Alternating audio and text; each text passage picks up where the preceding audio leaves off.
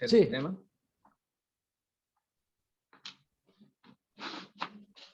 veríamos entonces el cálculo y medición de potencia como último punto de la bolilla, ¿sí? ¿Ya habíamos Profe, visto? una Sí, pregunta antes de que empiece. dígame. ¿Qué unidad se usa más aquí en Argentina o en trabajos donde haya trabajo usted? ¿En caballo vapor, ¿Cómo? en ¿Qué guardia? sistema de unidades? Ajá. El ¿Qué se ve más? sistema internacional. Ah, Prácticamente el inglés se está utilizando en los países anglosajones nada más. Todos de habla inglesa y están quedando prácticamente ellos con el uso, ¿no?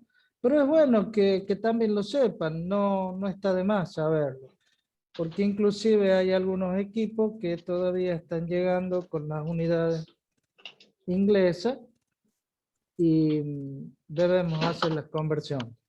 Pero si ustedes compran de mercado común europeo, por ejemplo, ellos están usando el sistema internacional, ya es una constante. ¿Mm? ujú. Medio que por eso también se está abriendo, está produciendo el Brexit, ¿no? Y bueno, van a quedar ellos solos, es decir, Nueva Zelanda, Inglaterra, Estados Unidos, los países satélites de ellos van a quedar con ese sistema. Pero la mayoría del mundo está utilizando el sistema internacional. Bueno, veamos el cálculo de potencia. Ya habíamos visto en los motores de combustión interna que el pistón se desarrollaba dentro del cilindro para transformar ese movimiento alternativo en movimiento circular, lo que nos va a permitir de una manera física, digamos, el cambio del movimiento alternativo al rotacional por un sistema de biela-manivela, el cual nos entregaría una determinada potencia en el eje, ¿verdad? Es decir, que estos motores van a tener una velocidad lineal, que es la que desarrolla el pistón en su recorrido del punto muerto superior al inferior, describiendo la carrera, y va a tener una velocidad lineal, que es el giro que, perdón, una velocidad circular, que es el giro que realiza el eje a través del sistema biela-manivela. Con ello vamos a ver, como dijimos, un motor de 4 tiempos desarrolla 4 carreras, 2 vueltas de cigüeñal, lo que nos daría una frecuencia determinada en estos 4 procesos para determinar cuál es la verdadera relación que existe entre la velocidad rotacional y las veces que necesita realizar ese ciclo en cuántas vueltas. Por ejemplo, un motor de 4 tiempos necesitaría 2 vueltas, ¿verdad? Y ya vamos a ver qué tan útil es saber cómo se calcula esa frecuencia para saber cuántas veces en esas revoluciones por minuto que describe el eje va a ser un ciclo y por lo tanto entregaría en cada uno de los ciclos la potencia correspondiente. Veríamos también las distintas presiones puestas en juego en estos motores, conocida como presión media, tanto medio efectivo como medio indicado, con su correspondiente conceptualización. ¿Se cambia la placa, chicos? Sí, profe. Sí, ¿Ven bien allí o quieren que la amplíe? no se ve bien. Se ve bien. Bueno, dentro de las potencias vamos a hablar de lo que se da en llamar la potencia indicada, la potencia absorbida y la potencia efectiva. La potencia indicada es la que nos daría a través de un planimétrico sistema para determinar eh, el área que entregaría teóricamente o idealmente indicando cuál sería esa cantidad en trabajo que cada ciclo entregaría, ¿no? Es decir, el área que encierra el ciclo en un sistema planimétrico es lo que nos daría la potencia indicada. Sistema planimétrico, ya vamos a ver, son todos los dispositivos que utilizamos para poder medir la potencia. Generalmente se reemplaza una de las bujías del motor por un piezométrico, por un indicador, este indicador describe el ciclo en un papel y se le llama sistema planimétrico porque hace en un plano, va describiendo por la variación de presión con respecto al volumen el ciclo. Y este sería el ciclo indicado, ¿sí? La potencia absorbida sería toda la resistencia pasiva que se mide haciendo girar el motor en vacío, como se le llama, o a través de un medio externo sin hacer funcionar el motor. Es decir, apagado el motor, si yo lo pongo en marcha a través del motor eléctrico, por ejemplo, la potencia eléctrica necesaria para que este motor funcione, o mejor dicho, describa el ciclo mecánico, sería la potencia pasiva. ¿Alguien tiene el micrófono abierto? Cierrenlo, por favor, ¿sí? Ahí da. Eso, mira. La potencia efectiva se obtiene midiendo directamente al freno en el eje del motor, es decir, directamente sobre el eje que va a producir el par motor o el eje que va a producir la fuerza correspondiente para entregar el trabajo que necesitamos a través del funcionamiento de esta máquina térmica. Por ende, la potencia indicada va a ser igual a la potencia pasiva más la potencia efectiva. Y despejándolo de allí, la potencia pasiva va a ser la indicada menos la efectiva. Las pasivas serían las de resistencia, ¿no? La que se obtiene debido a las distintas fricciones y resistencias que oponen los distintos mecanismos del motor. Luego tenemos la potencia volumétrica y la potencia superficial, que es aquella potencia efectiva relacionada con el volumen de cilindrada, que se define como el cociente de la potencia efectiva y el volumen de cilindrada correspondiente. La potencia superficial es respecto a la superficie que tiene cada uno de los pistones. Esto es importante para conocer las fuerzas que actuarían en los distintos mecanismos, haciendo de ello un estudio de tipo mecánico, de esfuerzos mecánicos que va a soportar cada uno de los elementos, ¿no? Más que todo para los fabricantes es importante esta potencia superficial y la volumétrica. Pero son definiciones que se puede llegar a poner en contacto ustedes en algún momento cuando necesiten elegir algún motor de combustión interna para algún uso en particular. La medición de la velocidad se hace a través de un dispositivo como el que están viendo. Fíjense, guíense del mouse que le estoy indicando. Aquí entraría a través de un manchón la conexión entre el eje del motor y el sistema que va a medir la velocidad. Tiene una caja reductora. La caja reductora a su vez permite el movimiento de unos platinos. Esos platinos le van a dar, ¿saben lo que son los platinos? Son pequeños contactos que se cierran y se abren por la medición, por la circulación o por el giro de una pequeña leva, ¿no? Entonces va a estar dando pequeños impulsos de conexión eléctrica, como ven está conectado, y de esa manera va a medir la cantidad de veces que va a pasar esa leva por ese pequeño platinito que va a permitir la apertura y el cierre, y ese mismo mecanismo hace accionar también un cronómetro. Por lo tanto, va a medir tanto las veces que gira como el tiempo en RPM. De esa manera yo estoy midiendo la velocidad, ¿verdad? Y de una u otra manera también estoy diciendo cuántos ciclos va a dar en esa cantidad de RPM. ¿Sí? ¿Se entiende? ¿Cómo es el mecanismo? Estos son cables. Esta viene la conexión de 220. Fíjense ustedes cómo el pequeño platinito al estar en contacto da el pase de corriente y va contando por un lado y por otro va accionando el cronómetro o deteniéndolo de acuerdo si queda normal abierto.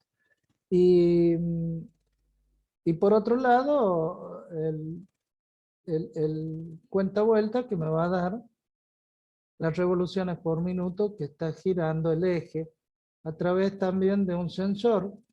Este sensor va a medir las veces que está girando el eje de, en este caso, el acoplamiento que tengo con respecto al motor. De esta manera yo puedo medir la velocidad. Es decir, recuerden ustedes que el motor tiene dos velocidades, ¿no? La velocidad rotacional y la velocidad de tipo lineal.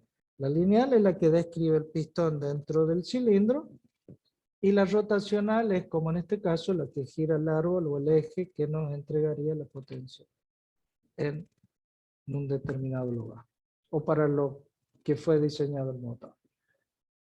Luego tendríamos un concepto importantísimo que es la velocidad y la carga. Vamos a ver, no sé si ustedes alcanzan a distinguir, esto es como, no es como, es el acelerador del motor y el cuenta vuelta o el que me va a dar las revoluciones por minuto que tiene el motor con respecto al eje, ¿no?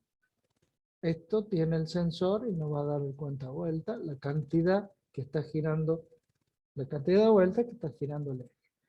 Tenemos un resorte que, como ustedes ven, al aplicar fuerza, aplica un freno sobre el eje que o simularía la carga que podría llegar a tener el motor a medida que desarrolla un determinado movimiento. ¿Cómo me están? Estas encuestas me vuelven loco los teléfonos.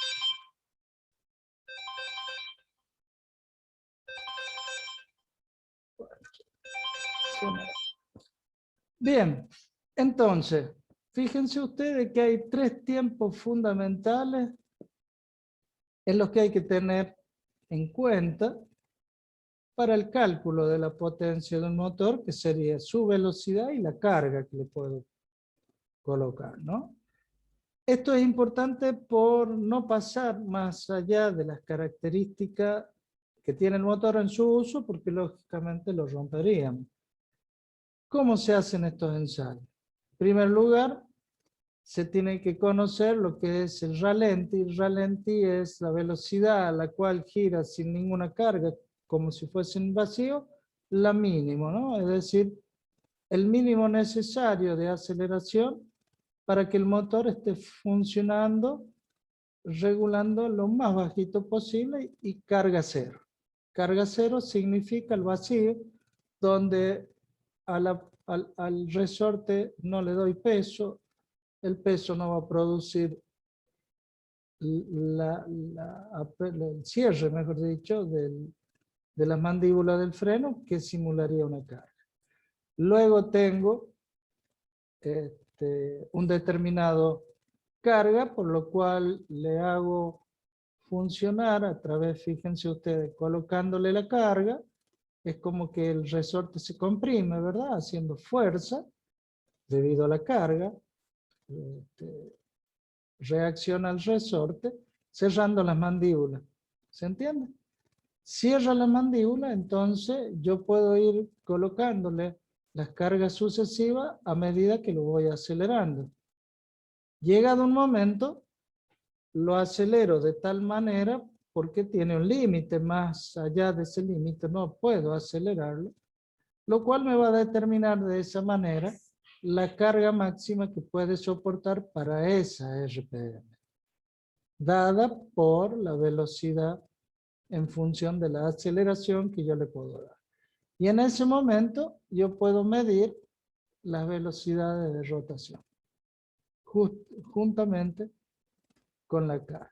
Y por último tenemos el funcionamiento con una velocidad variable, ¿verdad? Sabiendo el mínimo, que era el ralenti, para que no se detenga el motor, y conociendo el máximo, tendríamos a media carga, que le calcularíamos un porcentaje de uso más o menos promedio de lo que se quiere hacer con ese motor de combustión interna, el cual yo puedo determinar un régimen de carga medio entre tanta RPM y tanta RPM. Es lo que el fabricante nos pone generalmente en los manuales, pintado de un color distinto, va aumentándose el color hasta que llega al rojo, Y en el tacómetro color rojo son las RPM en las que es muy peligroso hacerlo funcionar porque podría algún elemento mecánico del motor que va a cumplir con el ciclo mecánico producir algún deterioro o rotura del mismo. ¿Sí? ¿Se entiende, chicos? Fíjense cómo está relacionado la velocidad y la carga. Y la velocidad la obtengo con el acelerador. Y la carga le voy colocando, simulando como si estaría haciendo fuerza al eje un determinado peso.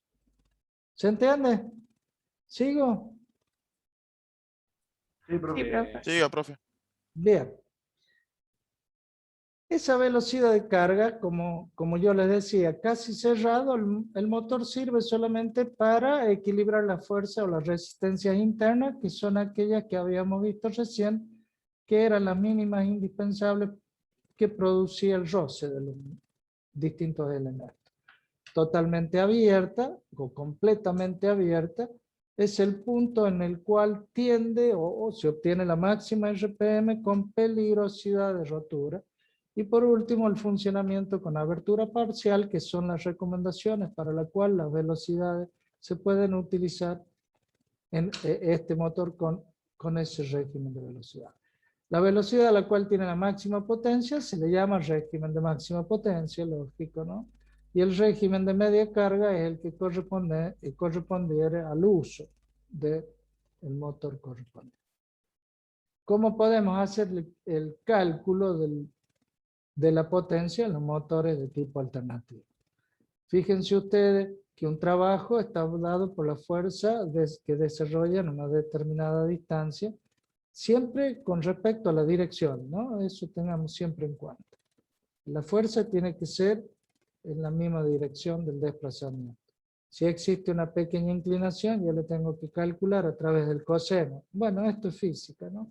Pero siempre hablamos, yo para evitar inconvenientes, con respecto a coplanares, tiene que ser en la misma dirección. La presión, por ende, va a ser la fuerza dividida en la superficie. Por lo tanto, esa fuerza va a ser igual a presión por superficie. Reemplazándolo por el valor de la fuerza, fíjense cómo queda que el trabajo es igual al producto de la presión por la variación de volumen, ya que la superficie por el desplazamiento lineal diferencial de X es un diferencial de B. Integrando, tendríamos el trabajo total. Entonces, la variación de trabajo para una presión media constante va a quedar en función de la variación de volumen desde el estado inicial hacia el final. Por lo tanto, el trabajo total va a ser igual al producto de esa presión media por la diferencia de volúmenes. Que dicho de paso, esta diferencia de volúmenes sería el volumen de carrera. Bien, que eso lo veríamos más adelante. Fíjense ustedes que acá estoy prácticamente describiendo lo que es el teorema del valor medio en matemática. ¿Por qué? Porque la presión media por el diferencial de volumen es igual a la integral. Dicho de otra manera, el área que representa el integral debería ser igual a el área de una presión media por la variación de volumen. En un gráfico cartesiano en el que representamos la presión en función del volumen. ¿Sí? Fíjense qué practicidad para la aplicación del teorema de valor medio que vemos en matemática, en análisis matemático, ¿no? ¿Sigo? Sí, profe. Pero acá hay un problemita crucial. ¿Cuál es la presión media esta que yo le estoy hablando? El cálculo de la presión media es muy difícil hacerlo punto a punto para poder luego ver la variación que tiene con respecto al volumen e integrarlo, ¿cierto? Entonces, el problema se encara de dos puntos de vista.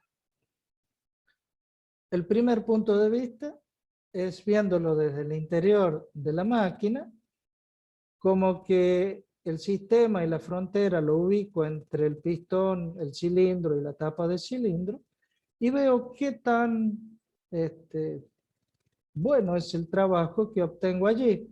Y ese trabajo que me va a dar esa presión media con el desplazamiento del volumen inicial al final, que era el volumen de cilindrada, se le va a llamar presión media indicada. Es decir, fíjense, conceptualmente dice, es la presión teórica uniforme que, vamos directamente, eliminemos eso para que no nos confundamos. Fíjense cómo lo leo. Presión teórica uniforme que producirá un trabajo mecánico igual al desarrollado sobre el pistón por la evolución del fluido dentro de la máquina térmica. Fíjense que es adentro, es la fuercita en el área del pistón. Ese sería el trabajo indicado por concepto, que es el que nosotros obtuvimos al sacarle la bujía y colocarle el sensor del sistema planimétrico. ¿Se acuerdan esto que yo le dije? Bueno, estamos metiéndonos en el interior del cilindro, en el interior del motor, para que me pueda medir el trabajo indicado a través de la presión media indicada, que sería la que se obtiene justo en el pistón. En cambio, la presión media efectiva, que también es una presión porque es una fuerza dividida en la superficie, la obtengo en el eje del motor. Fíjense la definición. Presión ideal uniforme que no pongamos lo demás porque sabemos que tiene que actuar en la carrera motriz de un pistón sin rozamiento, todo lo que teóricamente queremos evitar justamente para que no pierda energía. Entonces decimos, presión media ideal uniforme que producirá un trabajo mecánico útil igual al obtenido en el eje. Entonces la presión sería la presión media efectiva y el trabajo sería el trabajo efectivo.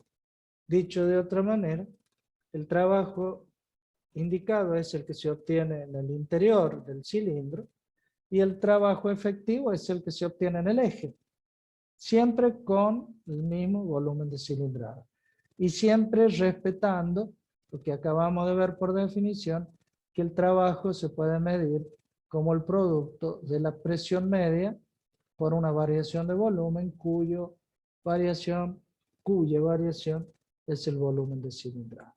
Esto es importantísimo que conceptualmente lo entiendan y lo manejen para luego definir potencia indicada y potencia efectiva. ¿Por qué? Porque trabajo desarrollado en la unidad de tiempo que es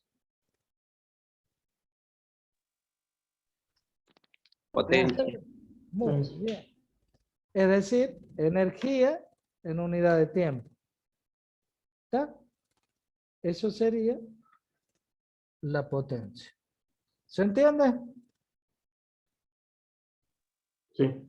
Entonces, Perfecto. profe, la presión media es la que se utilizaría para dar las características del par que puede transmitir, de la potencia que entrega el motor. Sí, señor. Muy bien, allá vamos. Entonces, la potencia indicada, fíjense, va a ser igual al trabajo indicado por la frecuencia que se desarrolla un ciclo. Y la potencia efectiva va a ser el trabajo efectivo por la misma frecuencia. Ahora, ¿cómo se define la frecuencia? ¿O qué frecuencia? La frecuencia con que se realiza un ciclo. Y un ciclo habíamos visto que estaba en función de las revoluciones que giraba el eje con respecto a las carreras, siendo T la carrera del ciclo, donde un motor de 4 tiempos, por eso T, que es de 4 tiempos, ¿cuántas carreras necesitaba? 4, ¿verdad? Dividido en 2, vuelta por ciclo, me da 2. Entonces me queda 60 dividido en 2 por 30, ¿cierto? N por 30 sería la frecuencia de un motor de 4 tiempos. Quiere decir que las veces que necesita, o mejor dicho, la cantidad de ciclos que va a dar en esas vueltas que gira. Si el tiempo es de 2, el motor de 2 tiempos, 2 sobre 2 es 1, entonces la frecuencia va a ser N por 60. ¿Cuál entregaría más ciclos en la misma unidad de tiempo? ¿El motor de 2 tiempos o 4 tiempos? 2 tiempos. Muy bien. Casi el doble, fíjense. No casi, el doble. ¿Mm? Por eso se dice que los motores de 2 tiempos para la misma cilindrada, por supuesto, ¿no? Hablando de la misma cilindrada, porque el trabajo era P medio por el volumen de cilindrada, los motores de 2 tiempos tienen más potencia. ¿Se dan cuenta cómo va relacionado todo lo físico, matemático con la realidad? Los motores de 2 tiempos tienen mayor potencia. Bien.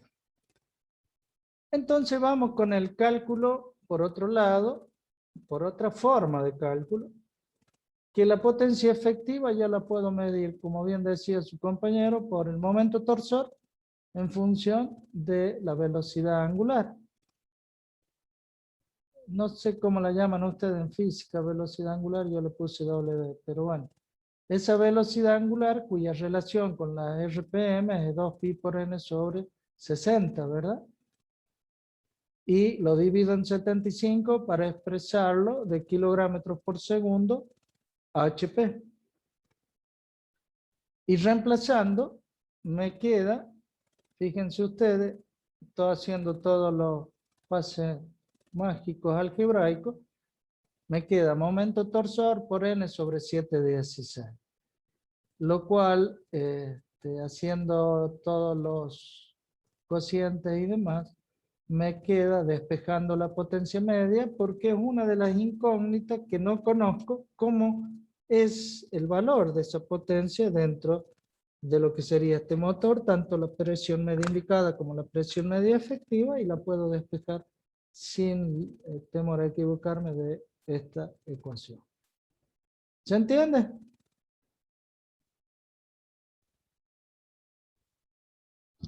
¿Sigo? Bien. Sí. ¿Cómo hacemos para medir la potencia? ¿Entendieron la ecuación anterior, no? Es muy simple, fíjense, la velocidad, momento torsor por velocidad dividido en 75, es la potencia, y luego ¿qué hago? Reemplazo el valor de la velocidad angular, cuya relación física es 2pi por n sobre 60, este es el valor de W, y como está dado en kilogramos por segundo, lo divido en 75 para expresarlo. Ustedes saben que 75 kilogramos por segundo es un HP, y lo estoy expresando la potencia en HP. Y a su vez, como yo había medido, mejor dicho, había calculado que el trabajo efectivo era la potencia media por el volumen de cilindrada, y lo coloco al valor del trabajo. ¿Por qué? Porque igualo estas dos ecuaciones. Esto es igual a trabajo efectivo por F, ¿verdad? Porque las dos son potencia efectiva. Potencia efectiva, el trabajo por F. Y el trabajo era la presión media por volumen de cilindrada dividido en la frecuencia. Esta es frecuencia. Y este es trabajo efectivo. ¿Ven el cursor? Y bueno, igualo las dos ecuaciones estas. Nada más que me obvié varios pasos porque se me complicaba en la placa. Pero háganlo, es lindo como ejercicio. ¿Qué tienen que hacer? Igualar las dos ecuaciones, desarrollando cada uno con sus términos y luego despejando la presión media efectiva. Ahí es donde extraño el pizarrón, ¿se dan cuenta? Porque les desarrollaría y podríamos llegar al valor como lo está indicando la ecuación. Pero es muy simple. Igualan las ecuaciones a través de los valores del momento del trabajo efectivo, presión media efectiva por volumen de cilindrada, y reemplazan todas las constantes en número, y en definitiva le queda un valor en función de T, es el tiempo del motor, momento torsor y el volumen de cilindrada característico del motor. Con ello pueden calcular la potencia media efectiva. ¿Por qué saben que la media efectiva? Pregunto.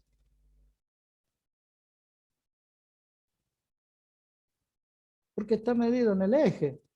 El eje lo mido, al momento torsor, perdón, lo mido en el eje. Por eso hablo de potencia efectiva. Si lo estaría obteniendo del planimétrico, ¿qué potencia sería? Indicado. Perfecto. Hay un método muy simple. Bueno, algún día cuando tengamos un laboratorio de ensayo y lo animemos a invitarlo ahora Berta, hacen este sistema de planimétrico en un rollito de papel que dibuja el área, una pequeña plumita, lo cortan al papel y lo pesan, y de esa forma, a través del peso del papel y del área, pueden calcular el trabajo, el valor que tiene. Miren qué simple, ¿no? Pero bueno, dejemos de soñar y sigamos. ¿Cómo calculo ese momento torsor? Para ello necesitamos medir la potencia que desarrollan estos motores en un determinado banco, en un determinado mediciones a través de pruebas, en los que se pueden dar distintos métodos de medición. Y esos métodos son frenos dinamométricos, en los cuales pueden ser directos o indirectos. Los directos son los muy conocidos torcímetros, estos mismos que ustedes ensayaron en Física 1 cuando querían calcular el torque o el torcímetro en un determinado momento torsor, el mismo. Esos son los directos. O si no, los indirectos, que pueden ser a fricción sólida, a fricción fluida o hidráulica, los frenos eléctricos y los frenos aerodinámicos que se utilizan en ingeniería aeronáutica para el cálculo o medición de los motores en aeronaves, ¿no? ¿Cuáles son las características? Su capacidad y estabilidad. La capacidad nos está diciendo qué tanto puede absorber ese freno con respecto a su potencia superior máxima y qué aptitud para evacuar el calor, que eso es importante. Mediante la evacuación correcta del calor no va a producir, no se olviden que lo de fricción sólida justamente está friccionando una determinada zapata contra el eje, lo está tratando de detener y esto produce calor, ¿verdad? Mientras que lo de fricción fluida, el mismo líquido también produce un roce que hace mover un estator, ya vamos a ver. También produce una fricción y calentamiento, el cual tengo que producir un enfriamiento del mismo. Lo cual nos va a dar hasta qué velocidad de rotación puede absorber ese freno para la medición de potencia. Es decir, que hay determinados sistemas de medición de potencia en función de la velocidad de rotación del motor. No puedo ponerle un motor muy grande con un freno que tenga muy poca capacidad de freno, por supuesto. ¿Se entiende? Hagan levitar algo, un sonidito. profe, entiendo. No los veo. Así que no les veo la cara. A mí me gusta caminar el aula, verle las caras, porque para ahí ponen una cara que no entienden. Y acá no los veo. Pero bueno, díganme con total franqueza, no entendemos, les vuelvo a explicar, ¿sí? Y luego está la estabilidad, no solamente una característica de la capacidad, sino la estabilidad, es decir, la aptitud que tiene ese sistema de frenado para determinar esa cupla resistente, ¿no? Que lo puede hacer con el aumento de la cupla, el freno propiamente dicho del motor. Se trata siempre que no sean destructivos, porque claro, al motor lo queremos utilizar varias veces para hacer el mismo ensayo varias veces y de esa manera obtener un valor promedio total estadístico que pueda servirnos para tomar una decisión sobre el motor o expresar las características en el manual. Uno de ellos, de fricción directa o de fricción sólida, el freno Proni, llamado freno Proni.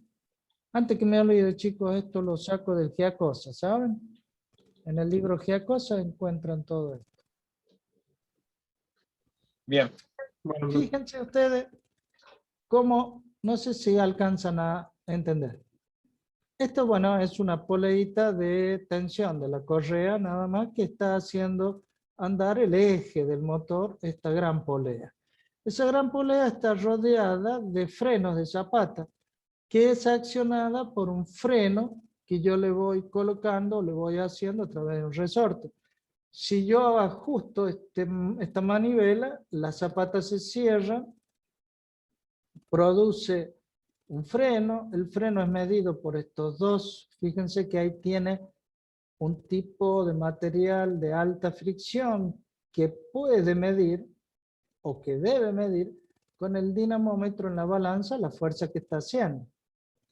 Entonces el freno sería estos dos brazos con la báscula, con el dinamómetro a través de la pequeña manivela que produce el cierre de las mandíbulas. Porque yo a medida que voy cerrando la mandíbula voy ajustando, produciendo la fricción sobre la polea que está unida al eje del motor que me está dando la RPM para una determinada velocidad, yo tendría una determinada potencia, ¿sí? Entonces se lo pone en régimen para esa velocidad y lo trato de frenar.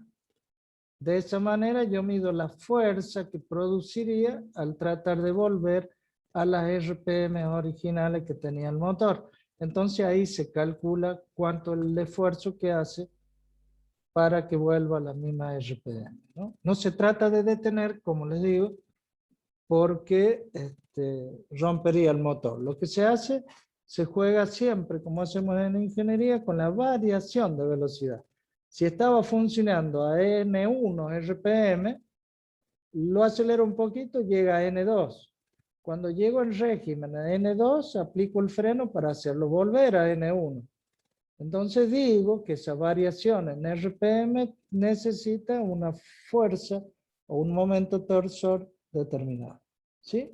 ¿Se entiende? Estos son frenos de tipo directo, de fricción sólida. El freno Proni. ¿Cómo calculamos la potencia en este freno Proni? Bueno, veamos, el trabajo sería el perímetro que desarrolla 2pi por radio,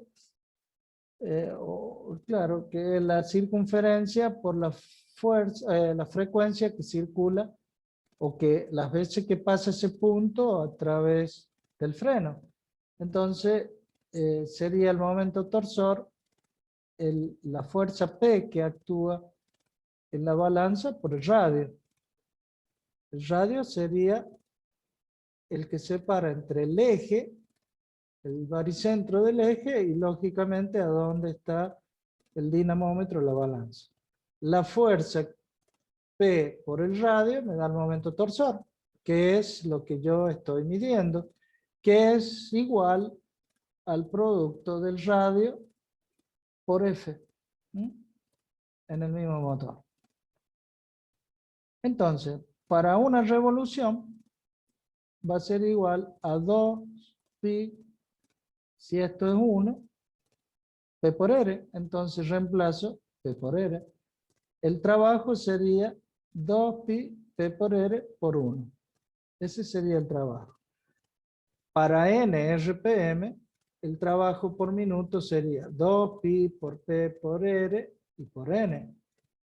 Para esas n RPM. Esto sería la potencia, porque el trabajo que desarrolla la unidad de tiempo, bien me dijeron ustedes que era la potencia.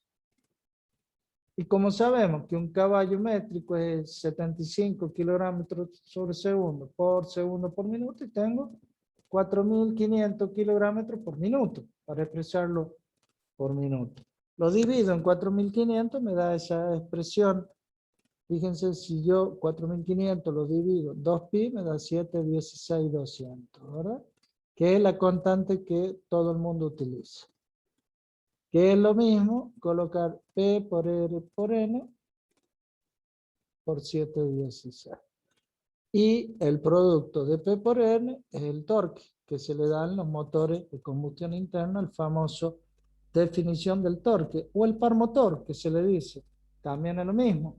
Los fabricantes expresan el torque, dice, o par motor, o momento torsor, pero se le llama torque. Por eso es que el producto de P por N es el torque multiplicado por la RPM dividido en 716, es el HP, o el horsepower métrico, ¿sí? Caballo métrico de potencia. Bien. Comercialmente, sí. ¿Alguien me preguntó algo? No, que de 10. No entiendo, ¿qué? Nada, profe. Que son como el caballo métrico de potencia. Sí, sí, son los HP. Ojo, hay algunos fabricantes que expresan en CB, el antiguo 3CB, por ejemplo, 2CB. CB es caballo de vapor, pero hay una pequeña diferencia. Yo no recuerdo si, creo que era 76, 75,97, una cosa así el CB, kilogramos por segundo, un poquito más alto el CB, ¿no? Pero es ínfimo, prácticamente se lo considera como si fuesen iguales, pero también se le llama caballo vapor, ¿sí? Que es el caballo métrico o caballo vapor. Es prácticamente lo mismo, es muy poca la diferencia para los cálculos que se hacen, es muy poquito.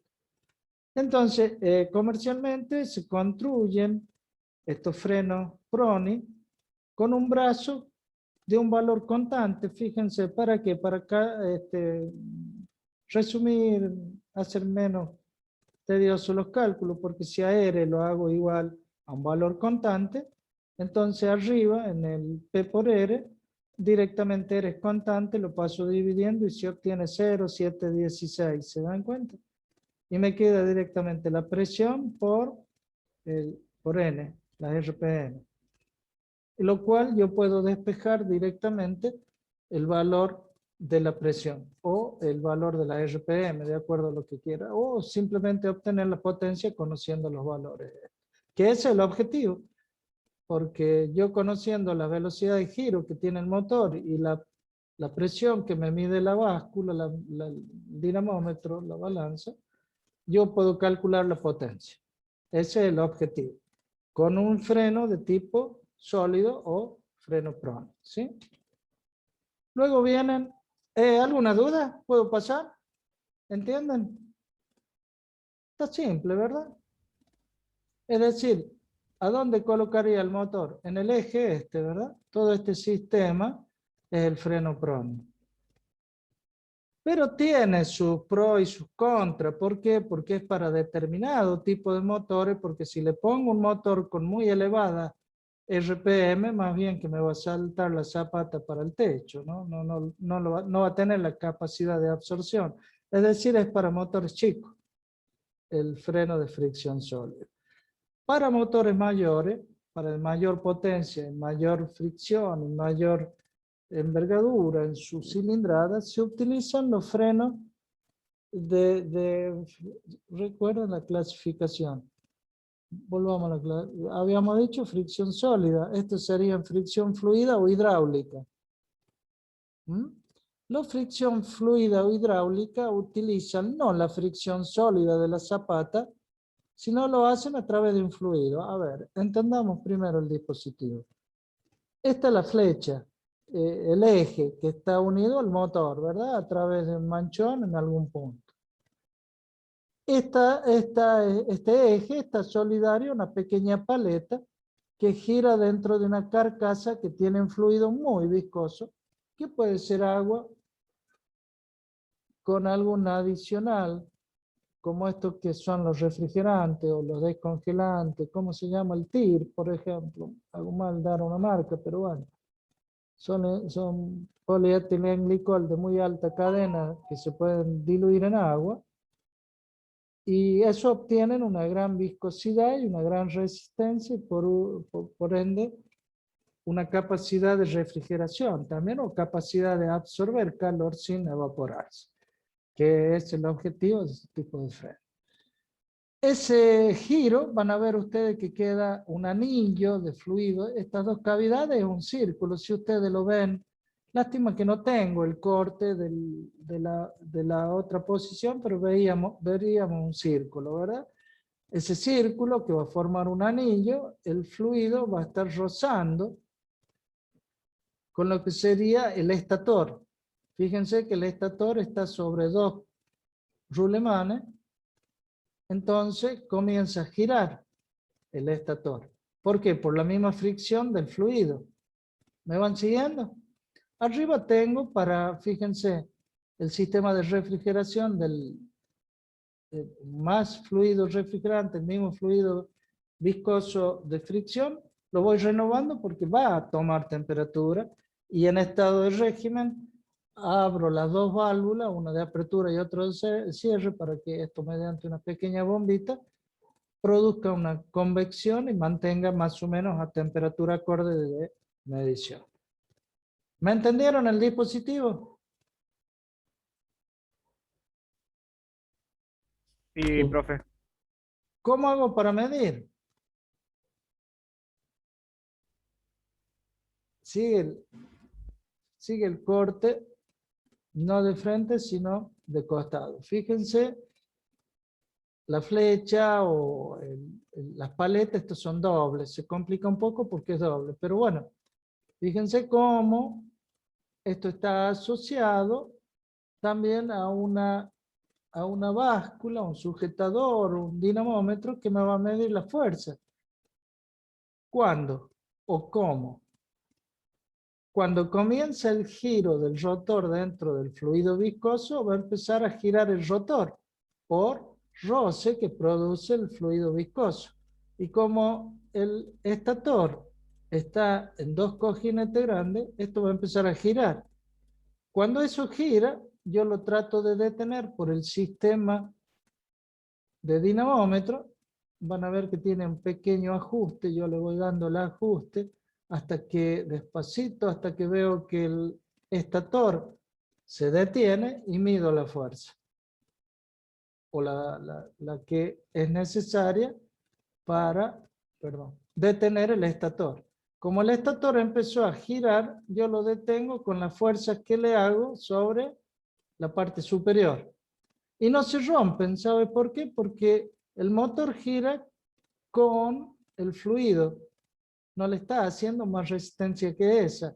Yo lo que estoy deteniendo es el estator. Y al detener el estator no estoy deteniendo el eje del motor. Es decir que no se rompe, no tiene ningún tipo de inconveniente el motor. En cambio, en la fricción sólida tiene un poco de resistencia y los fabricantes medio que no lo quieren utilizar porque dice que sufre demasiado desgaste el motor y luego no hace la potencia correspondiente porque produce eso, un desgaste y una pérdida de potencia.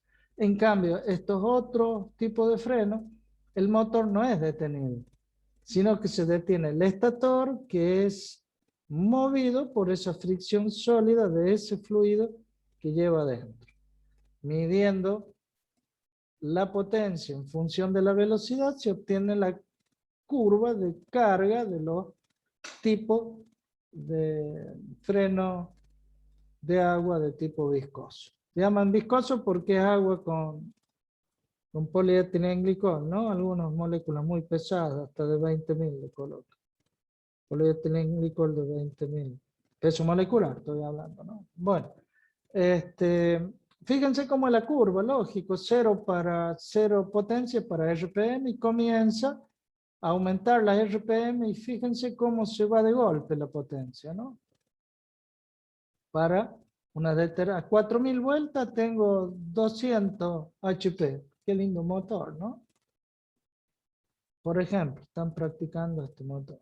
Es la curva característica de este motor como hemos visto. Miren, acá dice, con un rotor de 25,4 centímetros. No es nada chico, ¿eh?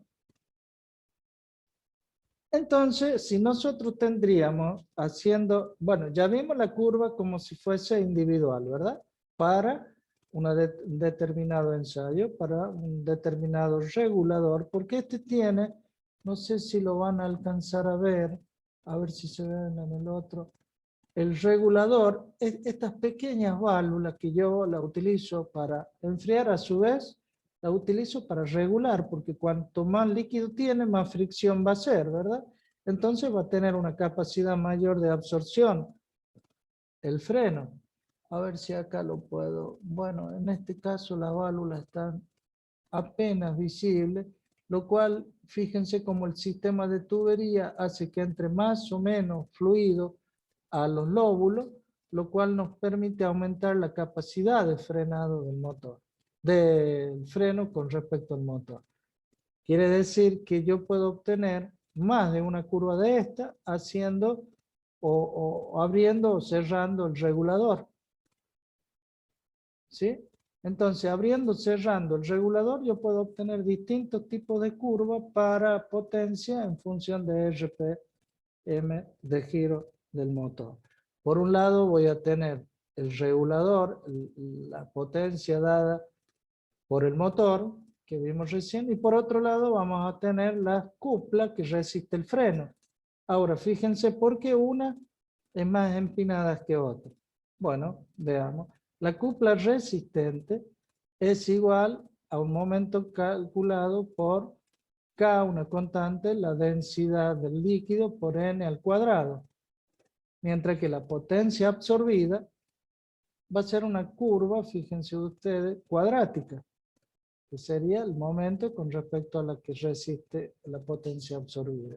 Entonces, la más abierta son las potencias cúbicas y la más cerrada las cuadráticas, todo con origen en el cero, por supuesto. La otra curva negativa, no hay potencia negativa, es decir, siempre tomamos los valores positivos reales.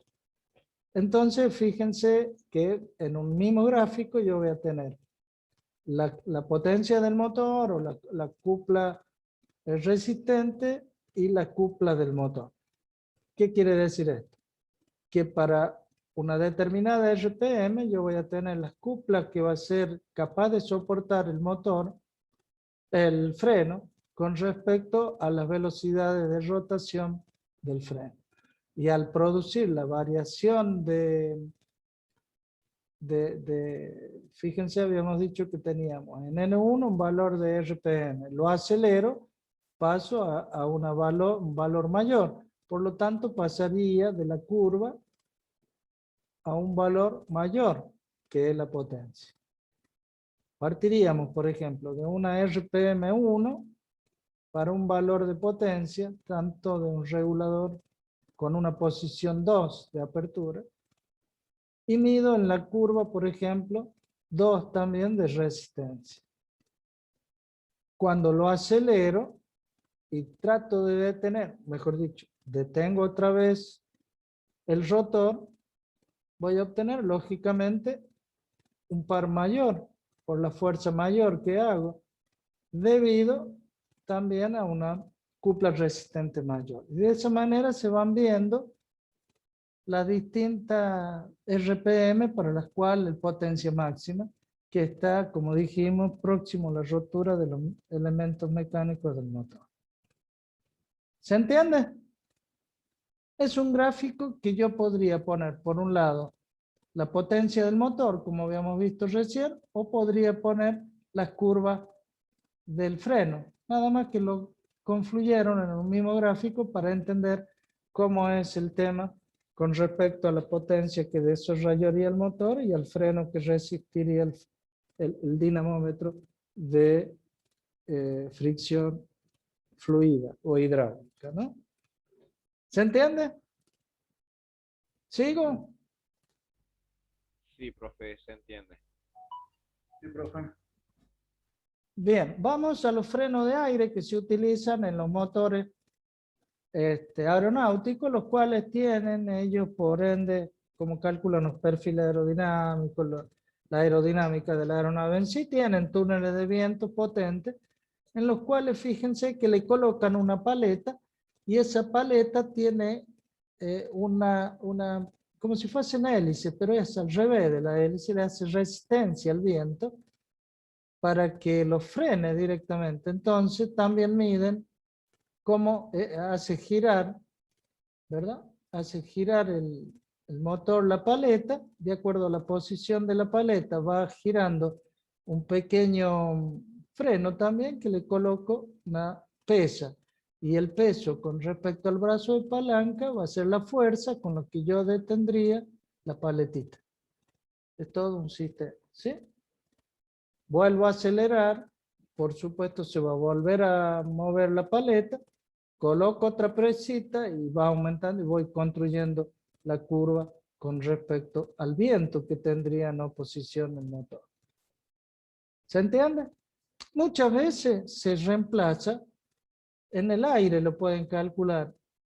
Lo pueden llevar al motor del avión y en lugar de hélice le colocan las paletas y van viendo a qué velocidad lo detienen. Y van calculando la potencia para determinadas velocidades. ¿Mm? ¿Se entiende? En este caso usa el ventilador como freno. Ese sería el concepto. Sí, profe. Bien, ¿sigo? Vamos. ¿Las niñas me van entendiendo o se fueron directamente? Doña Rebeca, ¿entiende? Sí, profe, acá estoy. Sí, sí, voy siguiendo. ¿Pero lo va entendiendo? Sí, hay cosas que por ahí no sé bien, ¿Cómo pero cuál? voy A a ver, intentar. pregunte. No, o sea, en términos generales sí, pero hay cosas que yo tengo que profundizar, que me quedaron flojas. Y por eso es que Ajá. no. ¿Cómo cuáles? eh, por ejemplo, no puedo por ahí. Hay algunas cosas que no recuerdo bien de cómo conceptualizar el tema del par motor y todo eso. El par motor es el producto de la fuerza con respecto al radio. Por ejemplo, esta sería una fuerza, ¿verdad? Que hacen las pesitas con respecto al radio, que sería el centro del eje. El radio lo da el brazo de palanca del mecanismo. Por eso recién les decía que generalmente los fabricantes de estos sistemas de freno, este bracito lo dan, como recién vimos, ¿se acuerda? Le ponía 1 metro, fíjense, para hacer, era igual a 1000, ¿bien? Para hacerlo, esto era en, ¿qué? ¿En centímetros? 1 metro, milímetro. ¿Qué sería 1 metro? Era igual a 1 metro para hacer números enteros directamente. Y bueno, esto sería lo mismo. Yo le doy al brazo de palanca ya un valor determinado, que es muy probable que sea 1 metro. Puede ser, porque estos son motores grandes, ¿no? Son turbohélices, son bastante grandes. Entonces, la fuerza por el radio me da el momento torsor. Bien. Y si yo te tengo este pequeño estator que lo hizo girar, porque todo esto es un sistema de frenado, no sé si lo entienden. El motor, fíjense, estas 4 paletas es el motor, que esta es la tapa de cilindro del motor. Pero toda la carcasa que tiene con este brazo, las patas, el estator y las paletas, es el sistema de frenado. Yo al motor lo pongo, lógicamente, con un, ¿cómo se llama? Un aparejo, y va a empezar a girar el motor, ¿verdad? Que tiene el ventiladorcito ahí. A su vez tiene una correa que hace girar el sistema de frenado, que a su vez está en un túnel de viento, que este está haciendo fuerza, que es la carga. Pero yo para variar la carga le pongo más peso, como simulando más viento. Entonces va a tratar de detenerlo. Y eso es, no va a tratar, lo vuelve a la RPM. Está la variación esta de RPM, ¿verdad? Porque para un determinado RPM, ¿qué va a pasar? Voy a agregarle otra pesita. Al agregarle otra pesita, ¿qué aumenta? El momento torsor. En RPM, la potencia. Sube la potencia. Y lo tengo que acelerar un poquito y va a volver a obtener mayor potencia. Y así sucesivamente y va calculando punto a punto en cada una de las curvas, en este caso, que tiene el regulador abierto. El regulador, en este caso, ¿cuál sería? El túnel del viento. Entonces, si yo cierro el regulador acá, no, perdón, si lo abro va a entrar más fricción fluida, más fluido. ¿Y cómo hago acá para que entre más viento? Y acelero el túnel de viento, que todo esto está en un túnel de viento. Túnel de viento es un gran ventilador que está soplando más viento. Entonces, el regulador de este sistema sería el túnel de viento que le aumento la capacidad y esto va a empezar a querer frenar. Si le pongo otra vez la pesita y así sucesivamente. Es decir, que para este caso pasaría a otra curva. ¿Se entiende? ¿Por qué? Porque tengo más fluidos. Voy construyendo las distintas curvas para los distintos flujos de viento que serían las distintas velocidades del avión. claro que hay que ser ingeniero aeronáutico para conocer qué flujo pasaría a través de la hélice, produciendo como si fuese el cierre y apertura del fluido dinamométrico, estas valvulitas. No sé si lo confundí o les aclaré. Pero imagínense que todo este dispositivo está dentro de un túnel de viento, ¿no?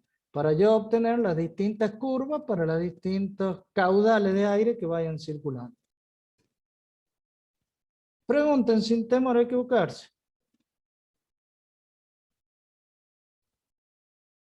¿Sigo? Profe, yo lo que no entendí es si la carga es las Ujú. pesas que uno le pone o el freno de aire, las paletitas con el aire. Vamos de ¿Cuál es nuevo. la carga? Vamos de nuevo. Suponte que no tenga carga. No tiene carga. No le pongo las pesas. ¿Sí? ¿Qué va a pasar? El viento del túnel de viento va a hacer girar las aspas. ¿Sí? Yo lo acelero al motor y va a empezar a circular para esa aspa a través del freno, el motor andando. Va a hacer andar el estator. El mismo motor. ¿Me va entendiendo? Sí, sí. Cuando le pongo la carguita, con este brazo de palanca, va a detener el estator. Pero el eje va a seguir girando. No se rompe el motor. ¿Está bien? Entonces, Sí. mido la fuerza con que detuve el estator para esas RPM que están dando el motor. Yo aumento el flujo. Ah, ahí está. Ahí está. Ahí entendés. Ahora aumento el Sí, flujo sí, del ahí. túnel de viento. ¿Qué va a pasar? Va a tener que acelerar el motor. Tiene que tener más RPM. Va a tener que tener más RPM. Esas RPM, ¿qué va a hacer? Que esto se detenga cuando la fuerza del motor y del viento sean cero, pero va a hacer girar el estator. Al estator lo detengo con otra pesita. Y así sucesivamente voy haciendo la curva. Esta misma curva, pero con lugar de ponerle regulador del fluido viscoso, es el viento. Y voy calculando para un mismo regulador o para una misma velocidad, primero la curva total. Calcularé 2 o 3 puntos. Y después aumento la velocidad del viento. Aumento las RPM y voy calculando cada una de las curvas. ¿Se entiende ahora? Sí, profe, perfecto. Sí, profe. ¿Seguro? Miren que después van a tener que explicar ustedes, ¿no? Luego vienen los otros frenos, que son los frenos de corriente parásita o los frenos eléctricos, los dinamómetros eléctricos, que son los dos últimos, creo. A ver. Sí.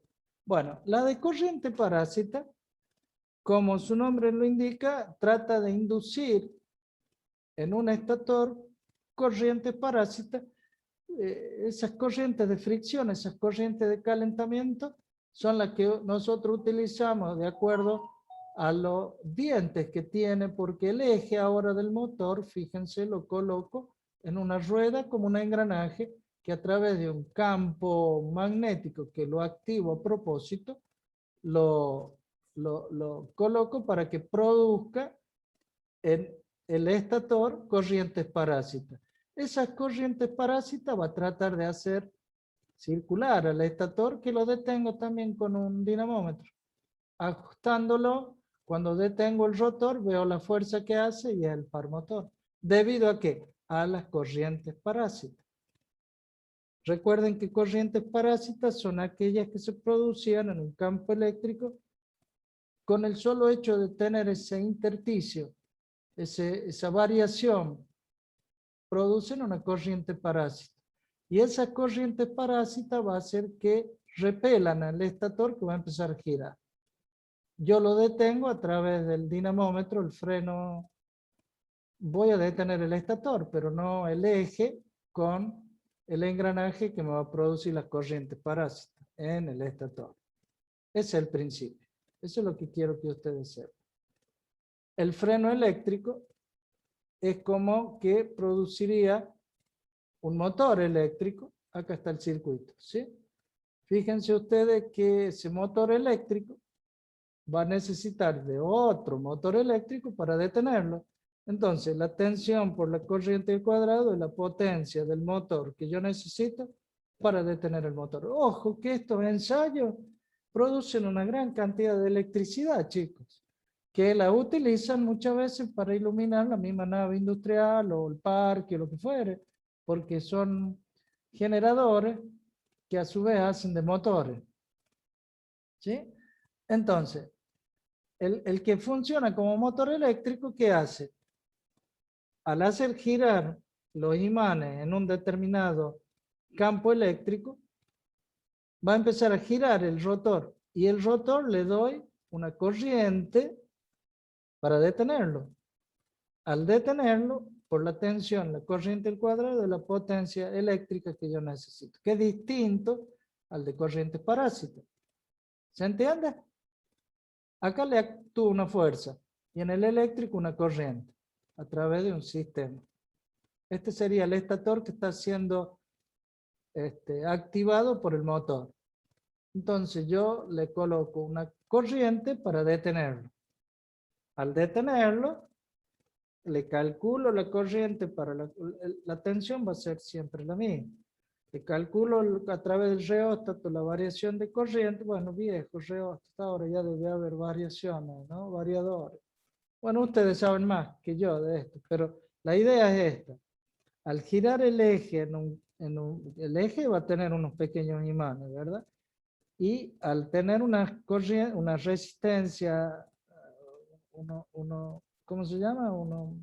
Solenoide, va a circular una corriente que va a hacer que el estator empiece a girar, ¿verdad? Entonces yo le tengo que colocar una corriente para detener el estator, y esa corriente al cuadrado por la tensión me va a dar la potencia que detiene el estator, que va a ser igual a la resistencia que le voy a poner al movimiento del motor.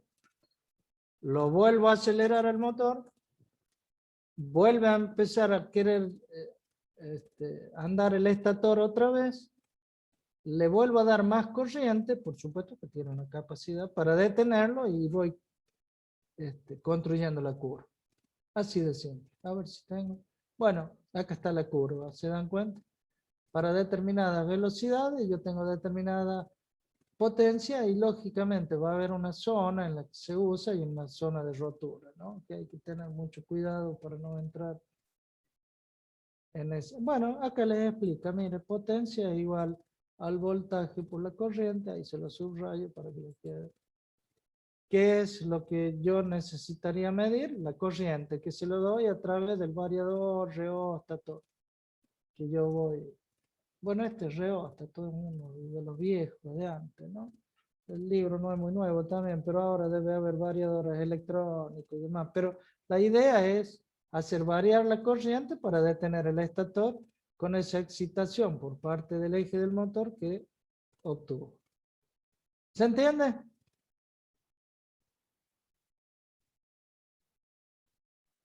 Se me fueron.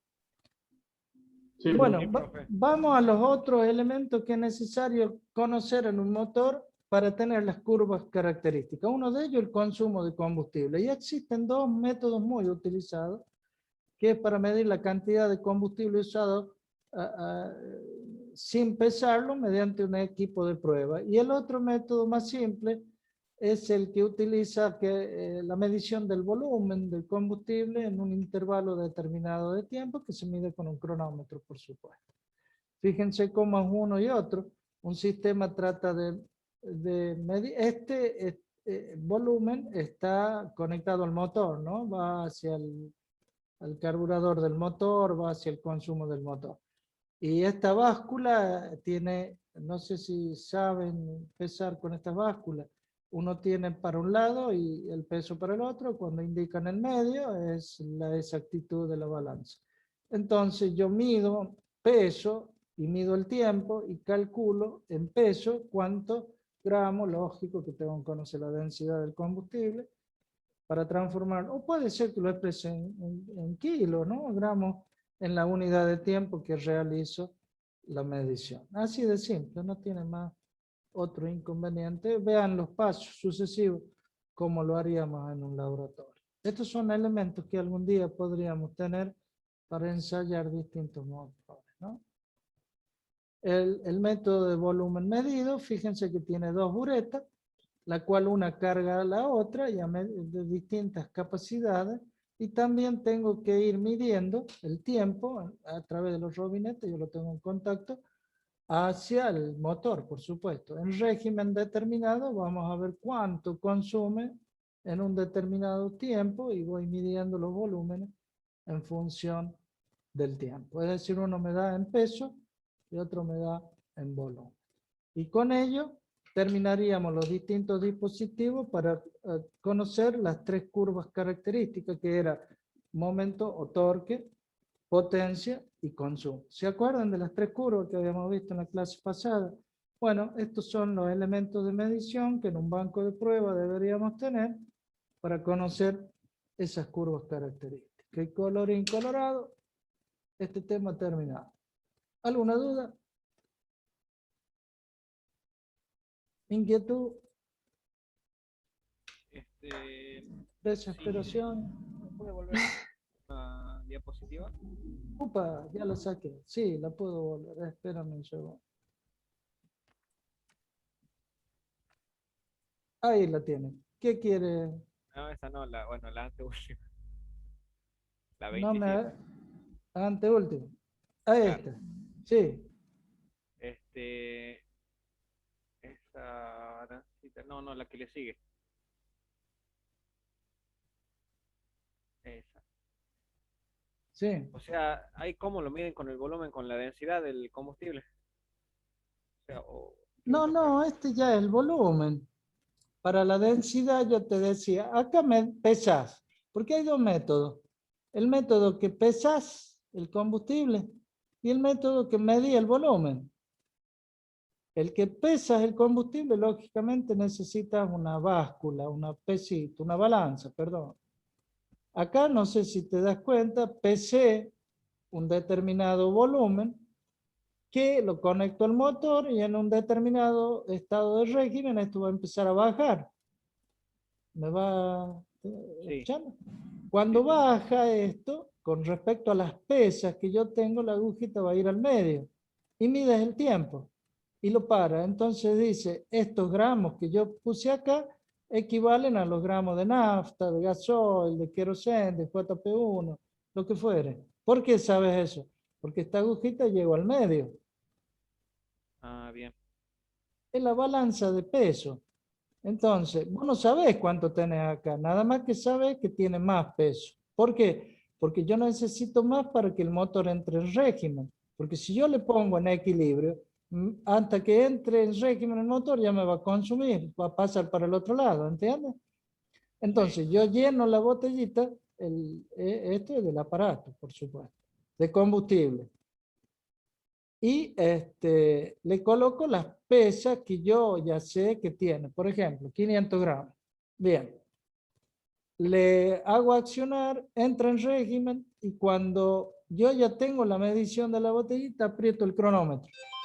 Ese cronómetro va a funcionar en la medida en que la agujita llegue al medio, lo paro. El tiempo en que la agujita llegó al medio representaría los 500 gramos.